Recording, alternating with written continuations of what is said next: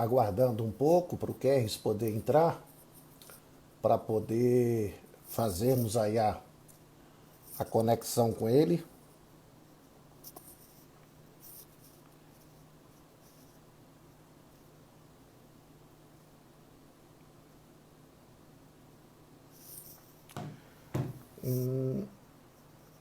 Aqui, ele já está aqui. Ok. Já convidei ele.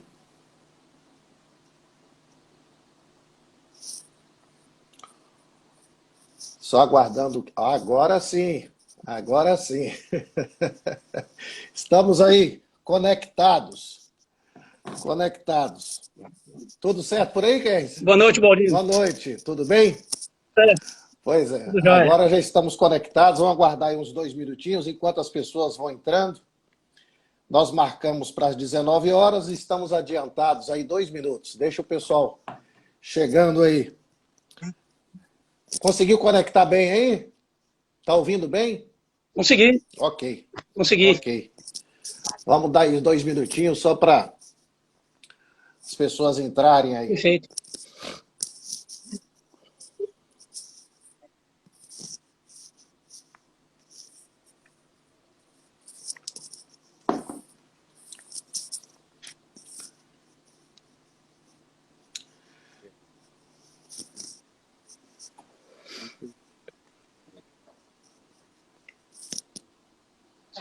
Todo mundo vai ver isso aqui. E você, tá vendo? E até agora já tem.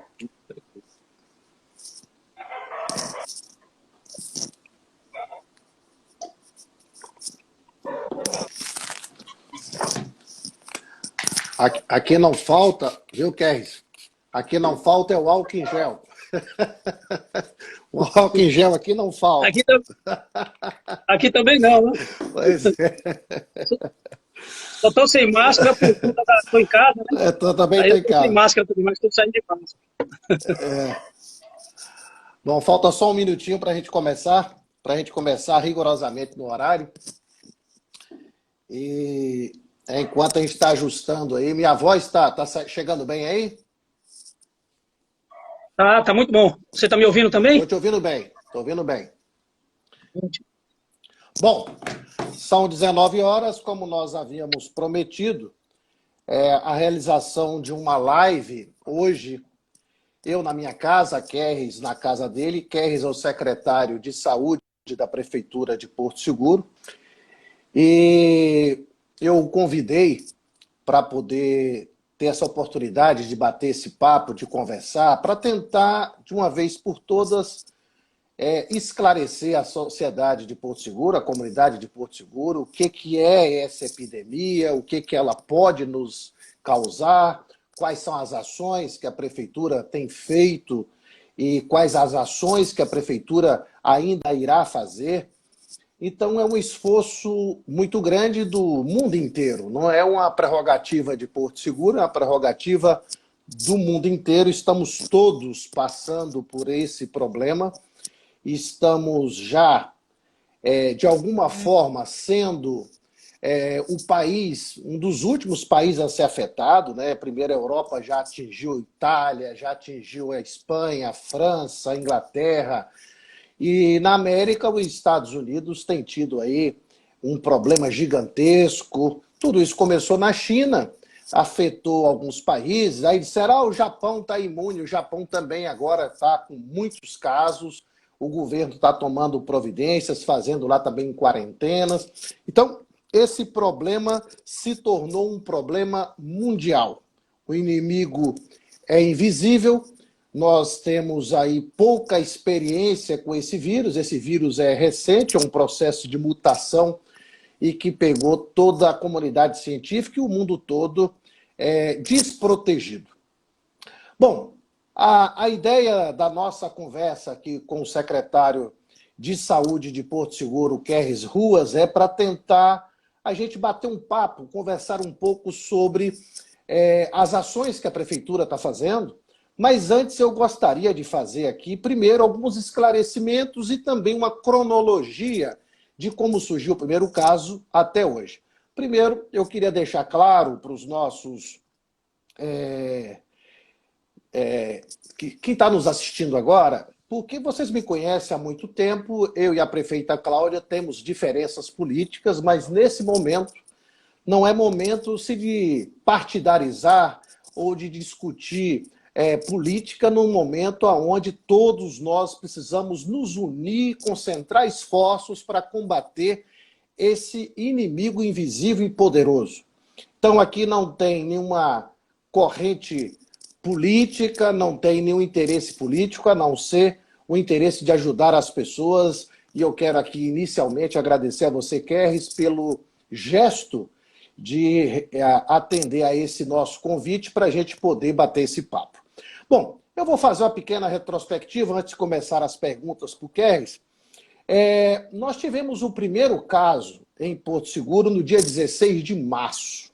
Esse primeiro caso, inclusive, eu fiz até um pequeno vídeo na época anunciando esse primeiro caso, depois de ter ligado para o Kerres e confirmado por telefone se era verdade ou se era apenas um boato. Foi quando ele me confirmou de que havia um caso, e esse caso não era de Porto Seguro, era um caso importado de um empresário paulista que esteve num casamento lá em Itacaré e depois ele veio de São Paulo para Trancoso. Ele tinha feito o exame no dia 11 de março, lá no Hospital Albert Einstein, veio para Trancoso no dia 12, mas o seu resultado só saiu no dia 14, ele já estava em Trancoso, e teve aqui contato com 16 pessoas lá no condomínio de Itapororoca. Eu cheguei até a fazer um vídeo naquele momento e falei com o Kerres quando ele falou comigo que realmente esse paulista estava aqui e que ele veio contaminado, descobriu o resultado do exame que ele estava contaminado quando já estava em Trancoso. No dia 15, né, de março, né, um dia depois do Paulista, 2 dias depois que o Paulista já estava aqui, o secretário Fábio Vilas Boas fez um áudio. Naquele instante, olha só, no dia 15 de março, o secretário Fábio Vilas Boas fez um áudio confirmando 8 casos de coronavírus na Bahia e fez a primeira recomendação de que os baianos deveriam lavar as mãos, evitar contato com as pessoas e manter uma certa distância. No dia 16 de março, a prefeita Cláudia fez o primeiro decreto. Ela, já ciente de que havia confirmado um caso em Porto Seguro, ela fez um decreto suspendendo eventos com mais de 50 pessoas, fez também a suspensão de qualquer atividade coletiva, suspensão das aulas, dos funcionamentos de bares e restaurantes, mantendo a distância mínima das mesas de 2 metros, mandou também recomendar às pessoas que mantivessem uma distância de pelo menos 1 metro da outra e suspendeu também os eventos esportivos, somente permitindo com portões fechados. Um dia depois, do dia 17, a Bahia já registrou não mais 8 casos, mas 13 casos, sendo que 3 de Porto Seguro. Né? Os 3 casos de Porto Seguro, que todos eles tiveram relações com o primeiro caso importado do paulista que chegou em Trancoso. No dia 18, o governador Rui Costa suspendeu as aulas em todo o estado da Bahia, também suspendendo o transporte público para as 4 cidades primeiramente afetadas, que foi Porto Seguro, Feira de Santana, Salvador e Prado. E essa suspensão durou apenas por 10 dias, né? Porque não se imaginava que fosse crescer tanto. No dia 18 de março, o secretário Kerres gravou um vídeo direcionado aos servidores da saúde, convocando todos para o combate ao vírus. Já nesse mesmo dia, a Bahia já tinha confirmado 27 casos. Nesse dia mesmo, dia 18, a Argentina, você lembra disso, né? Que a Argentina decretou, foi o primeiro país da América do Sul a decretar quarentena sem permissão de ninguém sair de casa e aplicando até multa, né? E deportou os coreanos que estavam lá, que não estavam obedecendo à quarentena. Foi deportado os italianos que também estavam na Argentina, que não estavam cumprindo a quarentena. Todos foram deportados e a Argentina levou muito a sério a quarentena, inclusive impondo multas para quem saísse de casa. No dia 19, confirmou mais um caso em Porto Seguro de uma venezuelana, né? E a Bahia, nesse dia, passa a ter 31 casos e Porto Seguro com 4, né? No dia 20 de março, a prefeita Cláudia fez um novo decreto. Esse novo decreto foi fechando o comércio, permitindo apenas a abertura dos supermercados, farmácias, padarias e aquelas de necessidades alimentares, né, que está relacionada à alimentação. E também foi feito todo o fechamento do comércio. Imediatamente, para cumprir o decreto, eu suspendi, inclusive, todas as minhas atividades políticas. No dia 21 de março, o Coronel França fez um pronunciamento à cidade, falando que a Polícia Militar iria agir para cumprir o decreto assinado pela prefeita. E nessa data já tínhamos 5 casos em Porto Seguro. E no dia 22 de março foram confirmados 7 casos. Né? Dia 23 de março, 8 casos. No dia 24 de março, o secretário Kerres, que está conosco aqui agora, gravou um vídeo anunciando a campanha de vacinação para evitar o contágio dos idosos. Foi recomendado que a vacinação fosse feita na porta das casas e chegou em determinado momento fazer uma espécie de drive-thru para que as pessoas se deslocassem em determinados pontos dentro do carro sem que não houvesse aglomeração. No dia 26, já subimos para 10 casos confirmados. No dia 2 de abril, já nesse mês que nós estamos, os 10 casos, 8 desses já foram liberados, né, porque eles cumpriram o isolamento e já não tinham mais risco de transmitir a doença, e os 2 outros ficaram ainda isolados e naquela data teve 73 pessoas que tiveram negativos exames, 14 suspeitos, no total de 87 testes. No dia 3 de abril, a prefeita Cláudia prorrogou o decreto por mais 15 dias. No dia 4 de abril, tivemos uma morte de uma moradora de Trancoso, lá na cidade de Itapetinga. Essa moradora de Trancoso, uma professora que foi a Itapetinga para ganhar neném por lá, e acabou que ela veio a óbito na cidade de Itapetinga e a sua filha recém-nascida confirmou o Covid-19. No dia 7 de abril, o governo da Bahia já confirmou 462 casos. Lembra que eu falei, o primeiro tinha sido 8, agora já 462 casos, né? Lembrando que lá no dia 15 de março só tínhamos 8 casos na Bahia. No dia 11 de abril, Porto Seguro confirma o seu 11º caso depois de 15 dias sem novos casos. No dia 13 de abril, a prefeitura inaugurou, parece que foi dia... Se me corrige a data aí, Kes. Dia 13 ou 16 de abril? 16 de abril, a prefeitura inaugurou o espaço Sentinela, que é uma adaptação da metade da UPA do Baianão, para atender somente a coronavírus. No dia 15 de abril, 12 casos foram confirmados, 109 descartados, 3 em monitoramento, 1 aguardando o resultado e 122 casos notificados.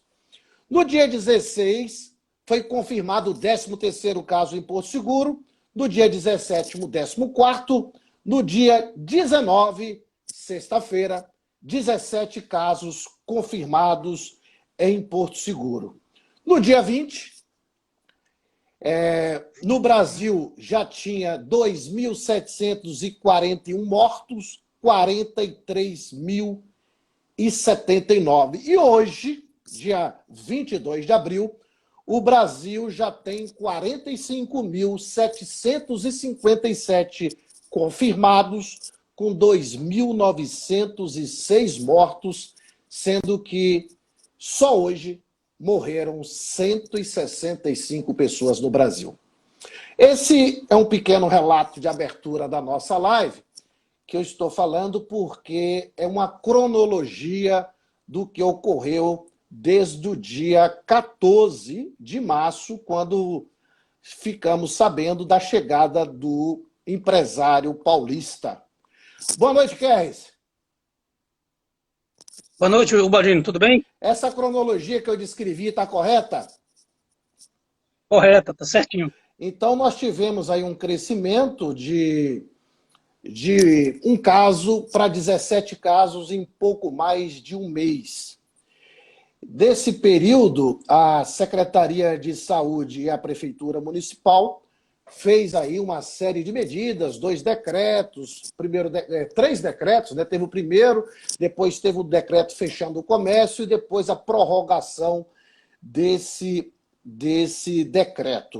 Que é isso? O nosso papo aqui é para informar a nossa cidade quais as medidas que a Prefeitura e a Secretaria de Saúde têm feito para poder enfrentar essa pandemia. E quando logo surgem esses assuntos, a primeira coisa que vem na cabeça, até mesmo porque a imprensa fala nisso o tempo inteiro, que um dos grandes problemas é o colapso da rede pública, é a falta de respiradores, é a falta de UTI.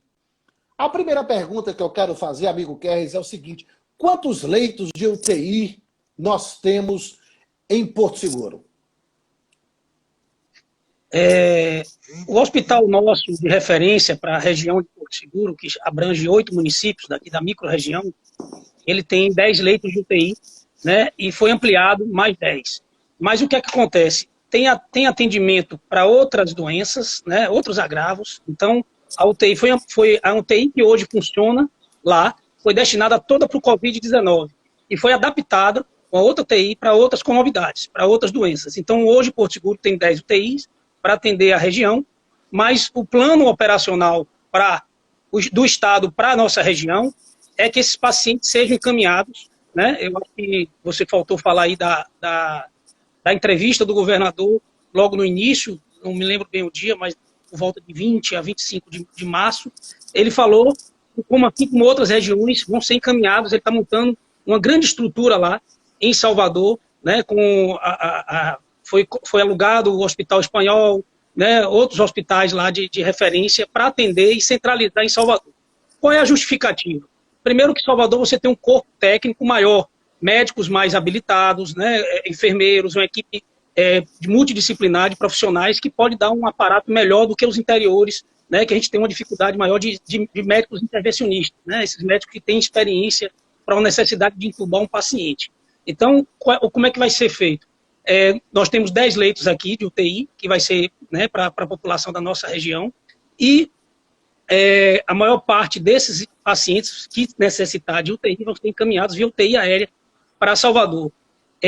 Tivemos, há 15 dias atrás, se eu não me engano, dia 9 de abril, um paciente de Itapebi, que foi transferido, estava também já positivo, e foi transferido com sucesso, às 9 horas da noite, para Salvador. A UTI pousou aqui, a equipe nossa do SAMU fez a transferência do Hospital Luiz Eduardo para o hospital, para o avião, né, a UTI aérea, e foi transferido para Salvador. Então, essa vai ser a logística para atender esses pacientes mais graves. Ô Kerres, então essa primeira experiência que tivemos foi de um deslocamento de um paciente de Itapebi que estava internado no Hospital Luiz Eduardo, ele foi removido para Salvador de UTI aérea. Então aquela história que o governador anunciou da UTI aérea continua valendo? Sim, Ele falou também que essa é a ideia inicial. Pode ser que, com o passar do tempo, mude, né, e tenha uma outra estratégia para a nossa região. Keyes, havia inclusive uma discussão sobre a implantação de um hospital em Itamaraju. O secretário Fábio Vilas Boas chegou a ter uma conversa com o prefeito de Itamaraju e, em determinado momento, parece que houve uma pressão muito forte da população de Porto Seguro. O prefeito recuou, né? E arrumou, inclusive, um discurso importante dizendo que não poderia fechar o hospital. E concordo com ele que não deveria fechar o hospital. Então, aquela ideia de Itamaraju não prosperou. Não prosperou. Também teve uma pressão muito popular lá, né? A gente acompanhou o caso, né? A ideia seria ampliar aqui para a região, né? Porto Seguro, né? E os municípios aqui próximos, nós temos ainda o aeroporto aqui, né? Que é né? Um veículo importante para deslocamento de pacientes com maior rapidez, né? E Itamaraju, por exemplo, não dispõe do aeroporto. Então, a ideia do secretário Fábio era justamente essa, né? A gente colocar mais leitos de UTI para atender a nossa região, né? Eu sei que Teixeira também já tem um hospital já está praticamente lá, mas a ideia inicial foi essa e o prefeito não aderiu, né? Aí a gente fica preocupado porque seria mais portas, né, para poder atender aqueles casos dos pacientes que não puderem ser transferidos. Mas nesse sentido vocês fizeram aí uma adaptação inaugurou inclusive no dia 16, uma adaptação da UPA do Baianão. Vocês pegaram a metade da UPA do Baianão e fizeram uma unidade sentinela. O que é a unidade sentinela, Keyes? O que a gente conseguiu, na verdade, a prefeita, em contato com o doutor Fábio e com o governador, né, conseguimos um apoio do governo do estado, no sentido, né, a gente fica muito preocupado, né, com essa questão da UTI, mas nós temos também os pacientes que estão em observação. Né? A gente sempre ouve no boletim do estado, né, a nível nacional também, quantos pacientes internados, quantos em UTI. Então, além dos pacientes de UTI, a gente tem que se preocupar também com os pacientes que precisam ficar monitorados ali, né, por uma possível situação de agravamento, né, e dar tempo de transferir. Então, a ideia da UPA Sentinela foi justamente essa.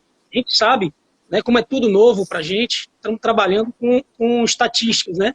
E a estatística que nós temos no momento é que 85% desses pacientes, eles vão ser atendidos em casa, né? Se trata de uma simples blip, né, que vai ser feito a quarentena, né, passando 14 dias em casa. Essa é a recomendação da Organização Mundial de Saúde, do Ministério da Saúde, do próprio governo do estado.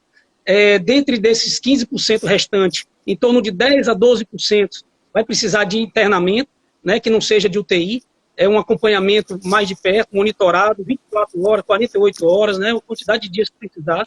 Não são pacientes que vão precisar de UTI, mas eles precisam estar ali sendo acompanhados. Então, essa é a ideia da UPA Sentinela, né, da UPA do Frei Calixto, e 3%, apenas 3%, né, essa é a estatística que a gente está trabalhando, é que vai precisar realmente de uma UTI, de uma retaguarda com mais equipamento, com maior estrutura.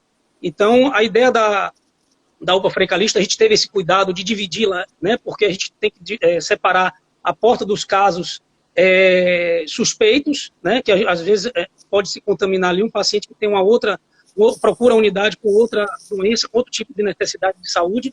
Então, a ideia foi justamente essa. Lembrando também, Baldino, que a gente, diante dessas estratégias todas que foram criadas, nós ampliamos o horário de atendimento da Unidade Básica de Saúde do Mercado do Povo, do Arraial Bairro e também do Heraldo Lima, aqui no centro, no estádio, né? Então, elas estão funcionando de 8 da manhã a 8 da noite e as unidades básicas de saúde também no horário normal, como já vem funcionando, para justamente atender esses casos mais simples, né? Que a pessoa pode ser feito todo o tratamento em casa, né? Com xarope, né? Com toda a recomendação médica necessária. Ok, então, na prática, o contaminado com o Covid-19, grande parte, o número mais expressivo deles, vai ser tratado em casa porque ele não avança, né? Ele não tem piora. Mas uma parte desse pessoal contaminado começa a exigir um tratamento mais importante. Aí tem a internação e tem aqueles outros casos mais graves que você está falando em torno de 3%, que precisaria de UTI. É isso mesmo? Isso. A estratégia que a gente criou, isso não foi um desenho feito por mim, né? A gente vem em reuniões, é importante que se diga que a gente está reunido desde fevereiro com a equipe do Estado, com a nossa equipe da Secretaria de Saúde, com a prefeita, né? E vem desde essa época criando, entendendo a doença e criando essas estratégias para melhor atender a nossa população. A questão da unidade intermediária é importante porque o médico ele vai perceber quando o paciente está saturando, ele está precisando de mais oxigênio, e a gente tem condições de transferir esse paciente, né, garantindo a segurança dele, para um grande centro. A gente fala de Salvador, né, que é a ideia do governador, mas nós temos também possibilidade de encaminhar para Itabuna, né, para outros locais que tenha a vaga. Ok, resumo uma questão, até coloquei isso no meu programa, mas eu sei que esse é um problema no país inteiro, aliás, no mundo inteiro, né? Porque não tem testes suficientes para fazer em massa. Mas o número que foi feito de testes em Porto Seguro, ele consegue representar essa realidade ou pode ter uma subnotificação? Importante sua pergunta, né? Às vezes as pessoas, eu quero fazer o teste, né? Preciso fazer o teste, eu acho que eu estou... As pessoas precisam entender, né, que o teste, nós não temos, como você falou, o suficiente, isso, todo mundo que acompanha os jornais sabe disso, né?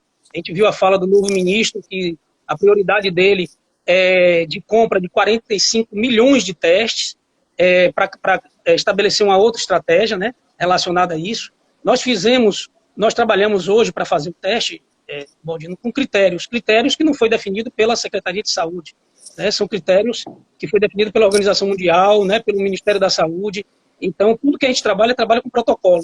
Então, tem que ter um critério para a gente fazer a coleta, né, a chamada teste de laboratório PCR. Hoje, em Porto Seguro, nós temos 129 exames já realizados, né, dentro deles, a gente tem um percentual grande de dado negativo, né, 129 negativos, desculpa, descartados, né, mas se você somar aqui, nós fizemos mais de 160 testes, dando 17 positivos, tem 20 ainda aguardando o resultado.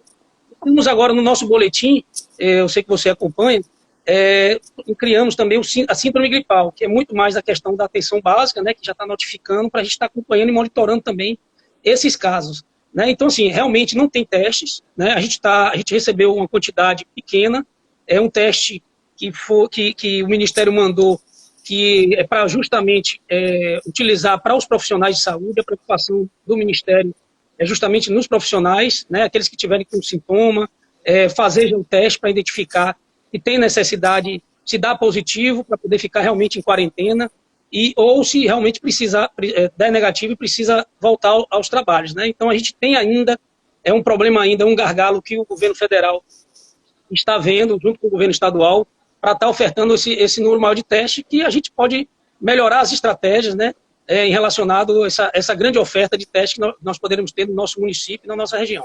Eu lembro que quando ainda era ministro, o Luiz Henrique Mandetta, ele anunciou uma compra de 25 milhões de testes e em determinada explicação pública ali, naquelas entrevistas que ele fazia, ele chegou ao ponto de dizer que dos 25 milhões de testes que ele havia comprado, 9 milhões de testes seriam entregues em um longo de 3 meses. Imagine você.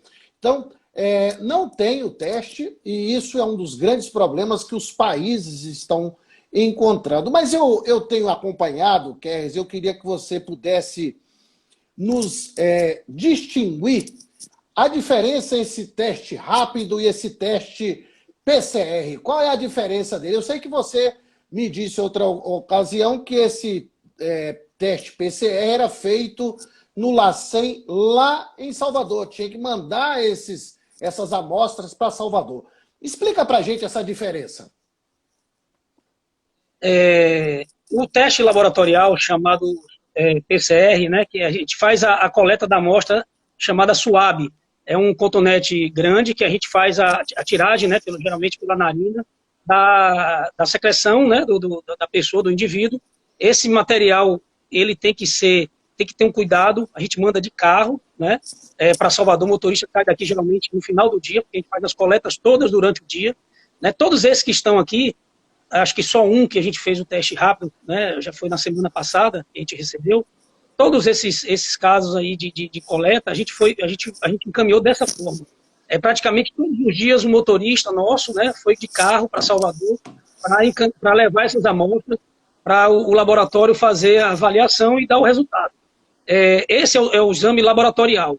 Esse exame laboratorial, ele tem uma eficácia do seu resultado, a possibilidade 100% confiável, é até os 8 primeiros dias, vamos botar aí até os 10 dias iniciais dos sintomas, certo? Ou seja, depois ele já não tem uma eficácia tão grande, a gente não consegue um resultado, uma confiabilidade no resultado.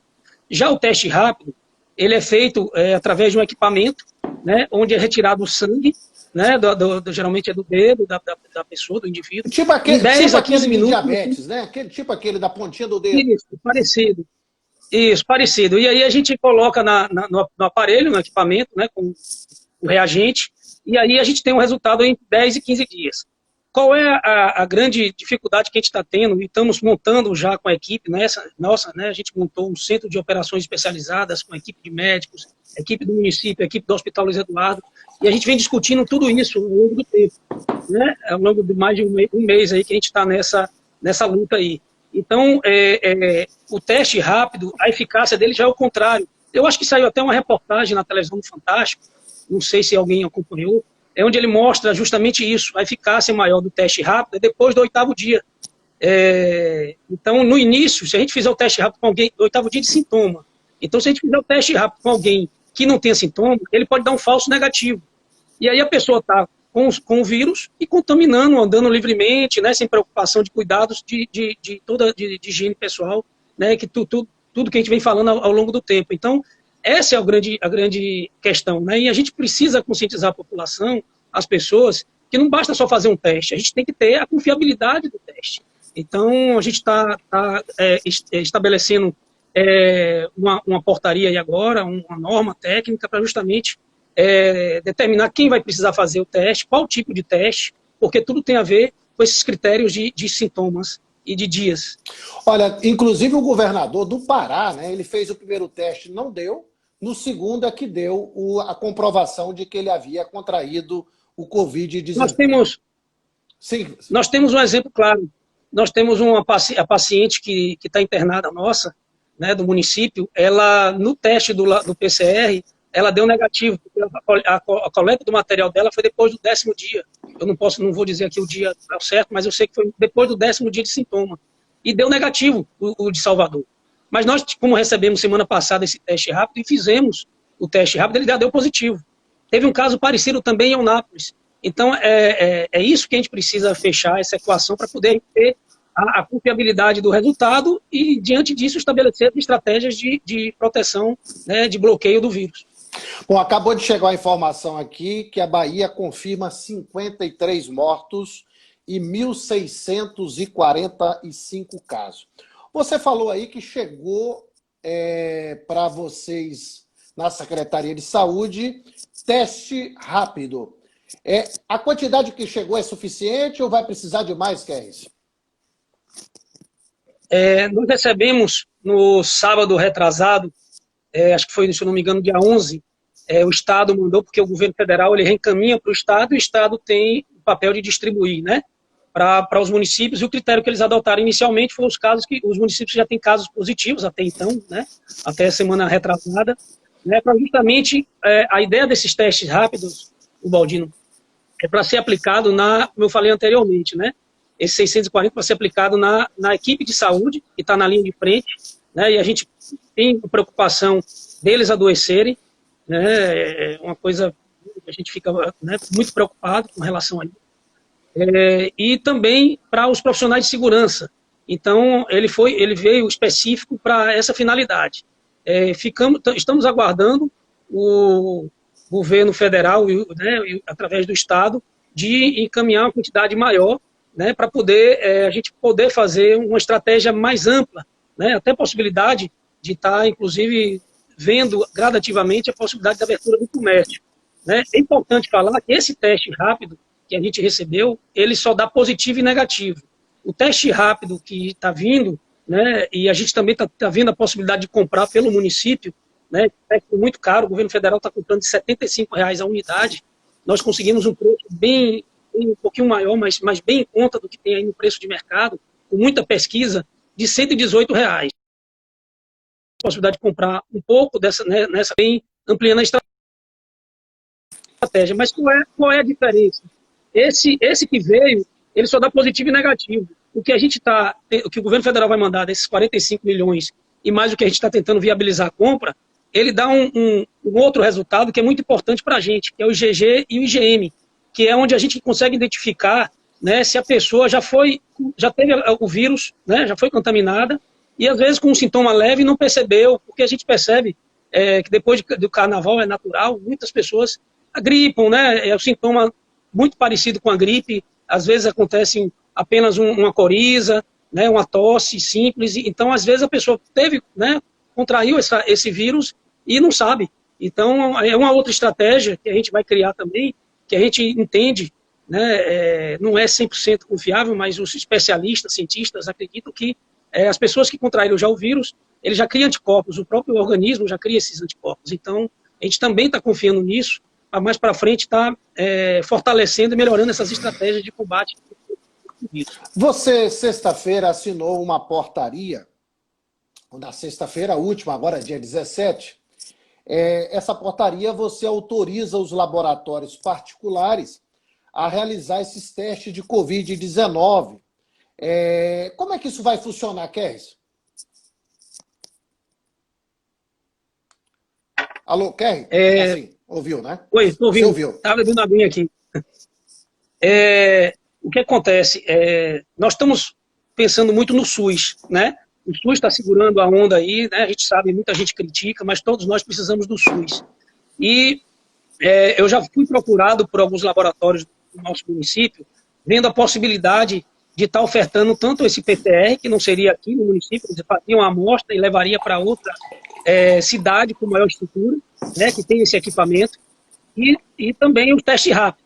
Então, o que a gente fez? Nós padronizamos, né, essa portaria foi para padronizar todos aqueles laboratórios, né, particulares que têm interesse em ofertar esse serviço, porque tem gente que tem plano de saúde, Baldinho, que tem condições financeiras, que pode estar utilizando, né, e a gente também dá uma certa, digamos assim, uma folga para o SUS, né, já está tendo tantos investimentos por conta do Covid.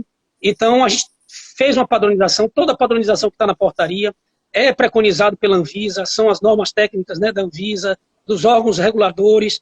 Então, foi feito para justamente a gente ter mais essa, vamos dizer assim, essa outra possibilidade de estar, quem tiver interesse, né, de estar fazendo esse teste para fazer a avaliação. Lembrando, né, disso que eu falei, da eficácia do resultado. A preocupação maior é de fazer o teste, todo mundo querer fazer o teste, né, sem sintoma, e dar um falso negativo, que é a maior preocupação. Vem cá, Kerris, me explica só uma coisa. Quem quiser fazer esse exame na rede privada, né, os laboratórios privados, eles precisam de uma prescrição médica, o médico ter um pedido, ou a pessoa pode chegar lá e querer fazer? Então, primeiro, para o laboratório funcionar, ele tem que ter a liberação da vigilância sanitária, certo? A vigilância sanitária, ela tem que conferir toda a documentação, né, avaliar todo o equipamento, né, o laboratório que vai fazer o exame PCR, o selo da Anvisa também, do teste rápido, né, entre outros documentos. Depois disso, aí a procura de cada um, né, pode ser feito sem orientação médica, desde que, né, tenha um certo critério junto ao laboratório, né. Isso a gente ainda está vendo com o laboratório, mas deve funcionar dessa forma. A pessoa apresentando sintoma, tendo esse critério, né, a gente vai estar organizando esse fluxo de uma certa forma, entendeu? Ok, o secretário Fábio Vilas Boas, numa live que fez junto com o governador Rui Costa, ele chegou a dizer Eu até veiculei isso no meu programa de rádio, eu e o Gabiru, nós colocamos isso no nosso programa. O doutor Fábio Vilas Boas chegou a dizer que havia alugado novos equipamentos para realizar os testes no interior. E cita, inclusive, que um desses equipamentos viria para Porto Seguro para fazer esses exames, para não mais necessitar levar as amostras para o LACEN em Salvador. Como é que está isso? Então, a gente, diante das dificuldades que eu apresentei aqui, né, Porto Seguro fica a 720 quilômetros de Salvador. Se você for para Teixeira de Freitas, é 900. Mucuri, né, Tamaraju. Então, diante desse cenário, a prefeita vem cobrando, né, essa descentralização para a gente também ter o resultado mais rápido e liberar o paciente que deu negativo, né, da quarentena e intensificar, né, e monitorar os pacientes que derem positivo. Então, isso foi desde o início, já desde o dia 20, mais ou menos, que a prefeita vem solicitando esse apoio do governo do Estado e foi contemplado Vitória da Conquista, Barreiras e Porto Seguro, né, porque por essa questão da distância, né, da capital. É estratégico, esse né? Aparelho... Você dividir para o interior, né? São 3 regiões contempladas, né? Isso. A previsão de chegar esse aparelho é em torno de 15 dias a 20 dias. Foi a previsão que a diretora do Laboratório Central de Salvador passou para a gente. Né? Esse aparelho ele tem a capacidade de fazer... Ele é o PCR, né? É o laboratorial, aquele que faz com a coleta do suave, né? Que a gente sempre fala. Não é o teste rápido. Ele vai funcionar no nosso laboratório regional aqui de Porto Seguro e vai atender os 21 municípios da nossa região. Ele tem uma capacidade de até 12 resultados a cada 2 horas. Então são se a gente for colocar 6 resultados por hora. Isso, mais ou menos isso. Mais ou menos isso. E aí a gente tem a possibilidade de abrir 8 horas, como funciona o laboratório nosso aqui. Havendo a necessidade, uma demanda grande, né, a gente pode também funcionar 24 horas e fazer uma quantidade maior de exames. O mais importante é que a gente consegue, nisso aí, ter um resultado mais rápido, né, além de custos e de outros aspectos que viabilizam, né, toda essa logística. Ok, eu queria mudar um pouco aqui o assunto. A gente estava falando de testes, mas agora eu queria fazer uma pergunta para você que está acompanhando de perto. Essas medidas protetivas, fechar comércio, fechar estabelecimentos, restaurantes, hotéis, barracas de praia, isso surtiu o efeito desejado? Ô, Baldino, assim, como é um vírus novo, né, a gente está acompanhando aí, o mundo todo, né, está atravessando por esse momento tão difícil, né, com inúmeros mortos, né, pessoas mortas, doentes, além de fechamento de vários estabelecimentos, né, a gente percebe que, por ser uma situação nova, é a medida mais eficaz, né, a gente consegue perceber, inclusive Porto Seguro, trazendo para o nosso município, a gente percebe nessa situação que a medida que a prefeita adotou no dia 16, quando a gente identificou o primeiro caso, que foi o cozinheiro daquele empresário em Trancoso, e automaticamente, né, eu quero agradecer a todo o apoio que a nossa gestora tem dado, né, ela tem sido, eu acho que não é fácil para um gestor que vinha com um trabalho, com asfalto, com reforma, construção, em vários pontos da cidade, e adotar essa medida que a economia vai afetar a economia de Porto Seguro. Você vê aí, é triste você passar e ver os hotéis fechados, né? Você vê as praias vazias, as barracas de praias também fechadas. Então, a gente fica triste nesse sentido, mas como ela vem falando, o mais importante nesse momento é salvar vidas. A economia, nem que demore 1 ano, 2 anos, a gente vai recuperar, vamos todos nos unir nessa causa. Eu vejo os empresários, eu vejo doações de cestas básicas, todos nós, nesse momento é um problema de todos, vamos atravessar e vamos tentar salvar o máximo de vida que a gente puder. Esse é o pensamento nosso, do equipe da saúde, o pensamento da prefeita, né? Então, a gente percebe, voltando para a sua pergunta, a gente percebe que a gente ficou 15 dias sem nenhum caso positivo em Porto Seguro. É verdade. Você já vê Ilhéus, se você voltar 20 dias atrás, Ilhéus tinha um caso, ou às vezes não tinha nenhum. Pode voltar aí um pouco. Hoje tem 92 casos confirmados. porque não tomou essas medidas No momento certo, né? de forma rápida. Isso, e a gente percebe também, Baldino, além do comércio, a gente fala sempre comércio, né, mas a gente percebe também as escolas particulares e privadas, a gente entende, né, se você for ir para a Itália, né, recapitular lá na Itália, né, o número de mortes que teve lá, por quê? Porque as crianças são os principais vetores, né, os sintomas nas crianças são bem leves, então uma criança abraça uma outra, bebe no mesmo copo, se beija, então a forma de contaminação é muito rápida, então a gente conseguiu fazer todas essas medidas, é um conjunto de medidas que deram certo aqui para o nosso município, vem dando certo.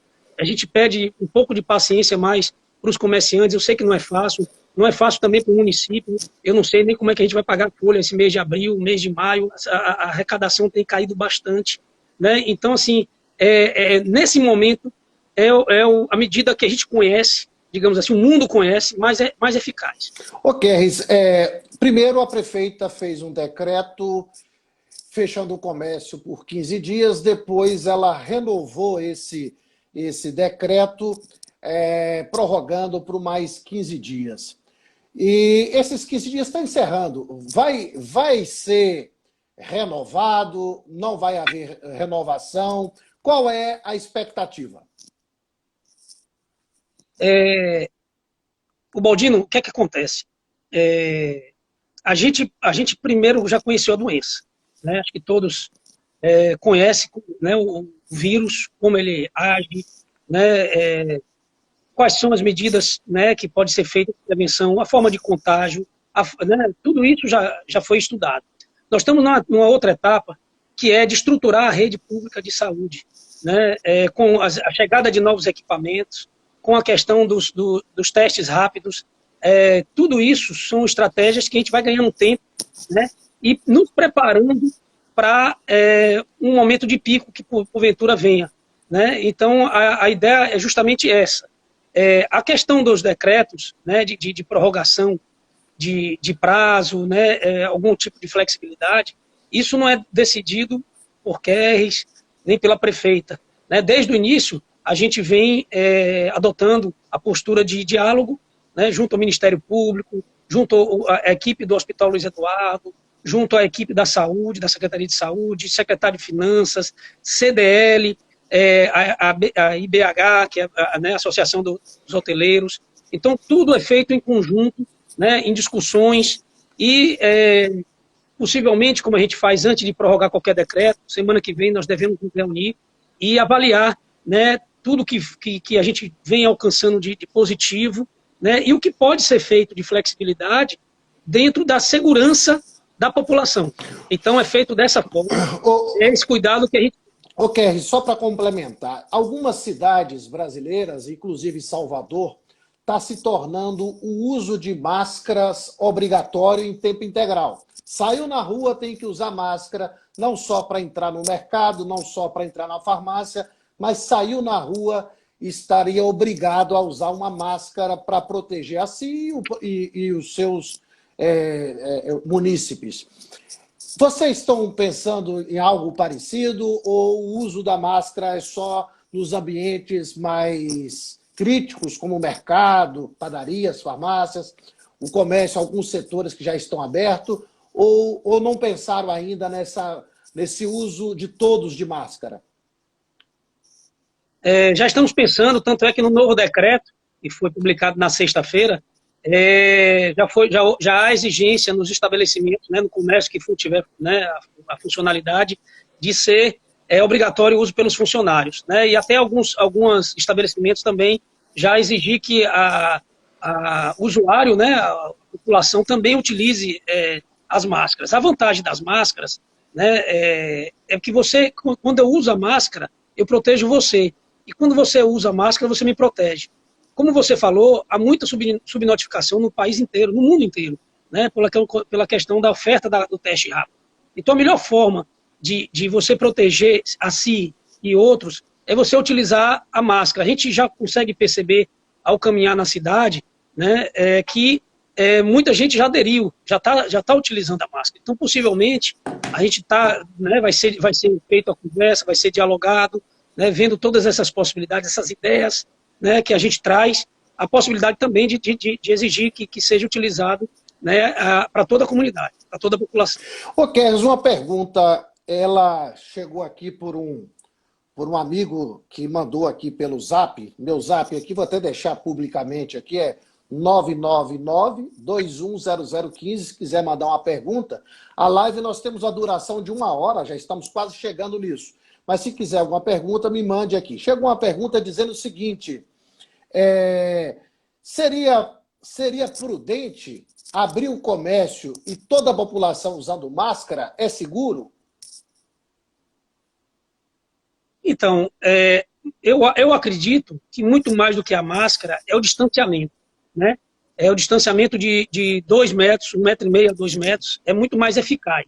E isso eu já estou observando, né? Quando você passa, você vê as filas de lotérica, né? O banco ainda está tendo essa dificuldade. Alguns comércios já adotaram, já vi supermercados grandes já adotando, né, esse distanciamento e esse uso de máscara, né? A higiene das mãos com álcool, né, 70%, como também lavar sempre, fazer sempre a higienização das mãos. Tudo isso são medidas que as pessoas já estão utilizando no seu hábito. Estou vendo vocês já limpando a mão novamente com álcool. Toda hora, então, as pessoas já estão fazendo. Eu peguei no telefone e eu limpo a mão. É isso. Mas o que acontece, Baldino? Seria eficiente? Seria. Com utilização de álcool também. Eu já vejo até gente lavando no bolso uma bisnaguinha de álcool. Tudo isso são formas preventivas, porque se a gente tiver o hábito, né? Porque a gente tem um hábito inconsciente de levar as mãos para a boca, para o nariz, para coçar, né? Eu fiz aqui umas 2 vezes. Eu também fiz. Né? Mas consciente que eu lavei com álcool. Então, assim, se a gente evitar isso aí, a contaminação ela não vai acontecer. Então, só que o que acontece? 90% não é do poder público. O poder público vem fazendo a parte dele, é 10%. Né? O governo federal, através do Ministério da Saúde, né? O governo estadual, através da Secretaria de Saúde do Estado da Bahia, a prefeita, né? A prefeitura e a Secretaria de Saúde vem fazendo a parte dela, que é 10%. 90% é de cada um cidadão. Né? Essa é uma doença que vem provar muito, esse vírus vem provar muito a questão da cidadania, né? Colocar mais intenso isso na nossa vida, a gente deixar de se preocupar com a gente e se preocupar com o próximo. Então, a preocupação nossa do comércio é justamente essa. Né? Tem muita gente ainda, né, que não tem essa... Eu acredito que seja a minoria. Eu acredito que 70% está consciente, 70% está fazendo a sua parte, seu papel, mas ainda tem gente que está fazendo, né, não sei, não está acreditando no que está acontecendo. Eu quero até te acrescentar uma questão, que é o seguinte, existe uma parcela da população que não acredita na doença. E isso até atrapalha as ações, porque não acreditar na doença é muito simplismo, né? Não dá, eu não acredito porque eu não acredito, a doença existe, está matando pessoas, agora aqui acabamos de chegar a notícia, 53 baianos já morreram, nos Estados Unidos já morreram mais de 41 mil pessoas, no Brasil já tem quase 50 mil casos, e tem gente que ainda não acredita na doença. E a gente vê falando sempre nas entrevistas do Ministério da Saúde é que tem um pico. O Mandetta falava desse pico que ia subir e tal. O que você acha? Quando será o pico aqui em Porto Seguro? A gente vem adotando as medidas para justamente não trazer o colapso, né, da rede, do Sistema Único de Saúde, da rede pública de saúde. Estava previsto, né, pelo secretário Dr. Fábio, a avaliação para o estado da Bahia, no final de abril, início de maio. Nós estamos conseguindo, né, achatar essa curva, ainda não está o ideal. A questão do pico para Porto Seguro, eu acredito que vai ser com essas medidas que a gente está adotando lá para junho. Né? A gente espera que a gente consiga, né, daqui para lá, ter estratégias mais eficientes, né, que aí depende de muitos outros fatores, né, como, por exemplo, teste rápido, né, que a gente consegue identificar o cidadão, né, a pessoa que está contaminada, outras estratégias como equipamentos que estão a chegar, né, a gente aguarda, né, a questão desse problema da pandemia a nível mundial, é a questão da vacina, só vai ser resolvido com a vacina, né, a questão da proteção realmente, ou com questão da cura. Já se fala também em questões da utilização da hidrocloroquina, né, e também da azitromicina. Isso é muito cedo ainda para falar, mas já tem alguns médicos, né, isso deixou para os médicos definirem de que forma, né, cada um vai adotar o seu critério de atendimento, mas quanto mais a gente retardar, achatar esse pico, o Baldino, é melhor, a gente vai conseguir ter uma estrutura cada vez melhor para atender a nossa população que mais precisa, principalmente os casos mais graves, né, que é a questão dos respiradores, que nós não temos suficiente para todos. Olha, eu tenho aqui uma notícia boa e uma ruim. A boa é o seguinte, está na imprensa agora, de que a Alemanha já aprovou o teste de uma vacina em humanos, e que vai começar agora os testes em humanos. Isso é uma notícia boa, esperamos que essa vacina saia o mais rápido possível. Essa é uma notícia muito boa. A notícia ruim é que hoje à tarde, nas televisões americanas, principalmente em Nova York, estavam se discutindo, alguns cientistas americanos, discutindo de que uma das causas do elevado número de mortos lá nos Estados Unidos era pelo uso da quiroquina, esse remédio que eu não consigo falar o nome, que ele teria sido um dos responsáveis também por um número acentuado de mortes nos Estados Unidos. Essa notícia é ruim, porque nós temos toda uma expectativa sobre o uso, né, desse medicamento. É um medicamento que é usado para lúpus, para malária, né? E esse remédio, hoje, especialistas norte-americanos estavam desconfiados que o número excessivo de 41 mil mortos nos Estados Unidos tinha alguma relação com o uso dessa substância. Parece que a conexão com o Kerres aí, nós perdemos a conexão, a imagem está congelada. Está me ouvindo, Kerres? Perdemos o contato aí com o Kerres, algum problema da internet dele lá. Bom, mas também já estamos chegando no final da nossa live. Nós estamos já praticamente uma hora de live, quase uma hora de live, falando com o secretário de... Agradecer a esse gesto de